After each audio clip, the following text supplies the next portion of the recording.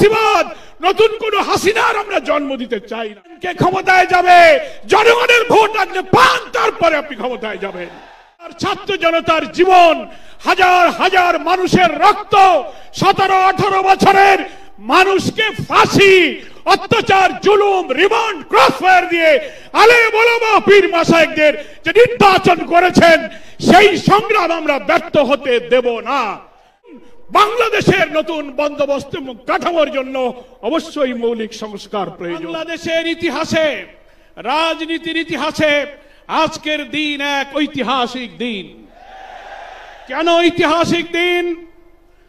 মুসলিম উম্মার নেতৃত্বদানকারী দেশপ্রেমিক সকল ইসলামী দল, ব্যক্তিত্ব, স্কলারদের মধ্যে ভিন্নমত থাকা সত্ত্বেও আজকে একটি ঐতিহাসিক ঐক্যের যে পরিবেশ এবং সম্ভাবনা দেখা দিয়েছে, সৈয়দ মোহাম্মদ রেজাউল করিমের আহ্বানে আজকের ঐতিহাসিক মঞ্চে যারা বসে আছেন, তারাই হচ্ছে এই ঐক্যের মহাকাণ্ডারী।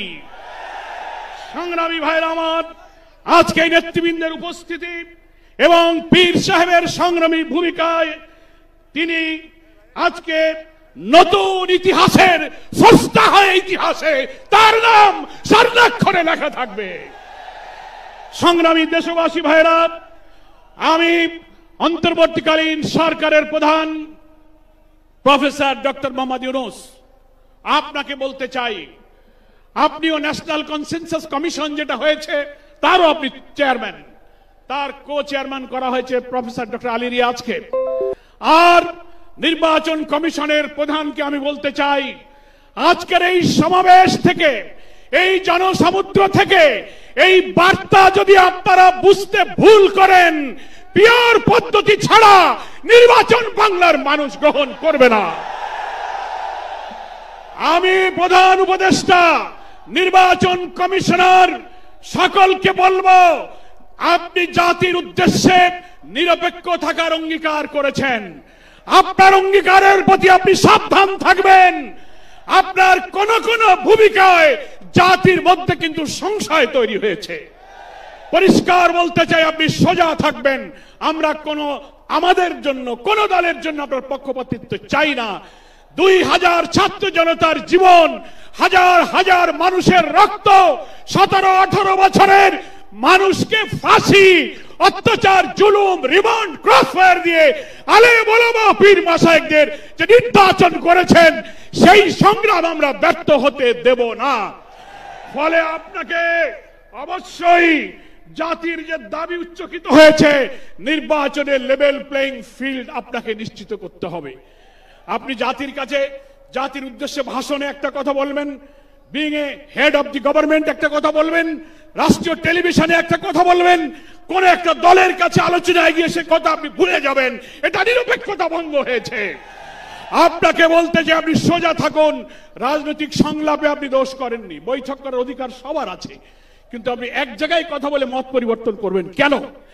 আপনাকে জাতির সামনে আসতে হবে, সকল দলের সাথে বসে আপনি বলবেন যে ভাই আমাদের এই অসুবিধা, আসুন আমরা সবাই মিলে এইটাই করি, আমরা রাজি আছি।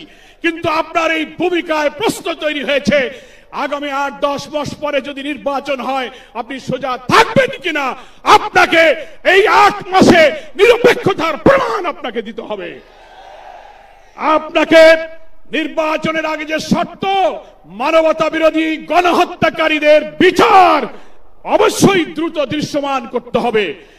দিল্লিতে বসে দিল্লির তাবেদার শেখ হাসিনা এই বাংলাদেশকে আবার উস্কানি দিয়ে ভারতের সেবাদাসে পরিণত করার ষড়যন্ত্র করছে।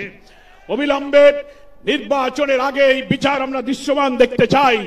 সংস্কারের ব্যাপারে অনেকে ঢিলা দিচ্ছেন, বলে ইলেকশন আর সংস্কার একসাথে হবে, ক্ষমতায় গিয়ে করব। কিভাবে বুঝলেন কে ক্ষমতায় যাবে? জনগণের ভোট আগে পান, তারপরে আপনি ক্ষমতায় যাবেন। এই ফ্যাসিবাদী আমলের রাজনৈতিক, সাংবিধানিক সরকারের যে কাঠামো তৈরি হয়েছে বাংলাদেশে, এই কাঠামো তছনছ করে দিয়ে নতুন বাংলাদেশের নতুন বন্দোবস্ত কাঠামোর জন্য অবশ্যই মৌলিক সংস্কার প্রয়োজন। এই প্রশাসনিক ব্যবস্থার মধ্যে আমরা নতুন কোন ফ্যাসিবাদ, নতুন কোন হাসিনার আমরা জন্ম দিতে চাই না। এই জন্য সংস্কার আমাদেরকে করতে হবে। আন্দোলনের শহীদ আহত যারা, তাদের চিকিৎসা এবং পুনর্বাসন করতে হবে। প্রবাসী 1,10,00,000 ভোটার, তাদেরকে ভোটাধিকারের ব্যাপারে আপনাকে নিশ্চিত করতে হবে। স্থানীয় সরকার নির্বাচন আগে দিতে হবে। জুলাই সনদ এবং ঘোষণাপত্র অবশ্যই, জুলাই বিপ্লবের বার্ষিকী আমরা 1 তারিখ থেকে 8 আগস্ট পালন করব। এর মধ্যেই জুলাই সনদ এবং জুলাই ঘোষণাপত্র আপনাকে বাস্তবায়ন করতে হবে। সংগ্রামী দেশবাসী, বাংলাদেশ জামায়াত ইসলামীর সংগ্রামী আমির ডাক্তার শফিকুর রহমান, তিনি পীর সাহেব চরমনাইকে এবং আপনাদের সহ সকল দেশবাসীকে জামায়াত ইসলামীর পক্ষ থেকে সালাম এবং শুভেচ্ছা জানিয়েছেন। তিনি জাতীয় ঐক্যের জন্য যে ঐতিহাসিক ভূমিকা রেখে চলেছেন, আমি মনে করি চরমনাইয়ের পীর সাহেব সেই চেষ্টার ক্ষেত্রে একটি গুরুত্বপূর্ণ ঐতিহাসিক উদারতা, অবদান, মহব্বত রেখে ইতিহাসের একটি স্রষ্টা হয়ে তিনি থাকলেন। আগামী দিনে জাতীয় ঐক্যের মধ্য দিয়ে নতুন ফ্যাসিবাদের জন্মকে আমাদের ঠেকাতে হবে। আমরা এই ঐক্যের পেছনে চরমনাইয়ের পীর সাহেবের যে উদারতা, যে আন্তরিকতা, যে মহব্বত, তার মাধ্যমে তিনি যে গুরুত্বপূর্ণ ভূমিকা পালন করেছেন, আমরা দেখতে পাচ্ছি ইতিমধ্যেই বাংলাদেশের গ্রামে গঞ্জে, শহরে, নগরে, বন্দরে ওলামায়ে কেরাম, মুসলিম উম্মাহর নেতৃত্বদানকারী জনগণের এই ঐক্যের পরিবেশ দেখে, আজকে এক মঞ্চে দেখে গ্রামে গ্রামে ঐক্যের জোয়ার শুরু হয়েছে। আসুন ভেদাভেদ, ভিন্নমত পরিহার করে মুসলিম জাতি সত্তা মূল্যবোধ রক্ষার জন্য আল্লাহ তাআলার দ্বীনকে পার্লামেন্টে নিয়ে ন্যায় বিচার, সুশাসন, বৈষম্যহীন এক নতুন সমৃদ্ধ মানবিক বাংলাদেশ গড়ার জন্য আমরা ঐক্যবদ্ধ থাকব। সকলকে ধন্যবাদ। বাংলাদেশ জিন্দাবাদ। ওমা তৌফিক ইল্লা বিল্লাহ। আসসালামু আলাইকুম ওয়া রাহমাতুল্লাহি ওয়া বারাকাতুহু।